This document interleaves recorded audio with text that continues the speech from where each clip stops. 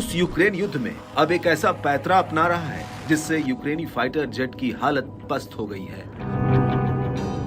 दरअसल रूस यूक्रेन के फाइटर जेट्स के हवाई हमलों से बचने के लिए क्रासुखा इलेक्ट्रॉनिक वॉरफेयर सिस्टम का इस्तेमाल कर रहा है, जो यूक्रेन के लड़ाकू विमानों के लिए सिरदर्द बना हुआ है। ये वॉरफेयर सिस्टम यूक्रेनी फाइटर जेट्स के नेविगेशन से लेकर उनके ऑपरेटिंग सिस्टम को पूरी तरह से जैम कर दे रहा है, जिसकी वजह से उन्हें अपना मिशन बीच में ही अधूरा छोड़कर वापस लौटना पड़ रहा है। और बड़ी बात यह है कि इस इलेक्ट्रॉनिक वॉरफेयर की रेंज 150 किलोमीटर तक है, यानी कि इतनी दूरी में ये किसी भी फाइटर जेट के सिस्टम को जैम कर सकता है। आपको बता दें कि क्रासुका वॉरफेयर सिस्टम जमीन पर मौजूद टारगेट्स को और जमीन के करीब उड़ान भर रहे हवाई टारगेट्स को इलेक्ट्रॉनिक सुरक्षा देने के लिए बनाया गया है, यानी कि ये EW सिस्टम हेलीकॉप्टर और फाइटर जेट्स के हमलों को रोकता है। ये डिफेंस सिस्टम जमीन पर बने टारगेट्स को फाइटर जेट से इंटरसेप्ट नहीं होने देता है।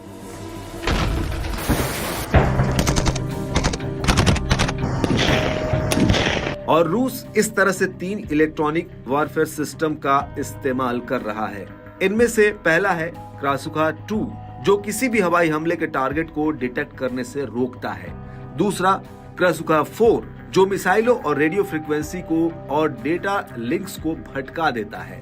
और तीसरा मॉस्को 1 है, जो रेडियो फ्रीक्वेंसी स्पेक्ट्रम से आने वाले खतरे का आकलन और उसका पता लगाता है।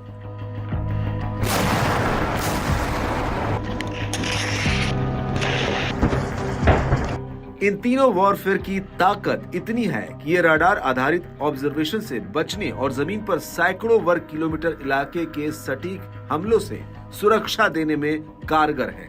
एयरक्राफ्ट, हेलीकॉप्टर, ड्रोन, सैटेलाइट और एरोस्टेट रडार को बाधित करने में सक्षम है।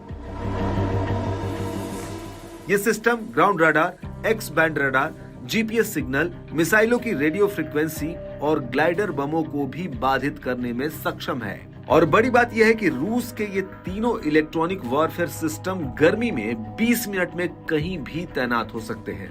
वहीं सर्दियों में इसे कहीं भी तैनात करने में सिर्फ 40 मिनट लगते हैं। यहाँ पर आपको ये भी बता दें कि क्रासुखा वॉरफेयर सिस्टम को रूसी सेना में पहली बार साल 2015 में तैनात किया गया और सीरिया में अभियान के दौरान रूस की सेना ने इसका इस्तेमाल भी किया था।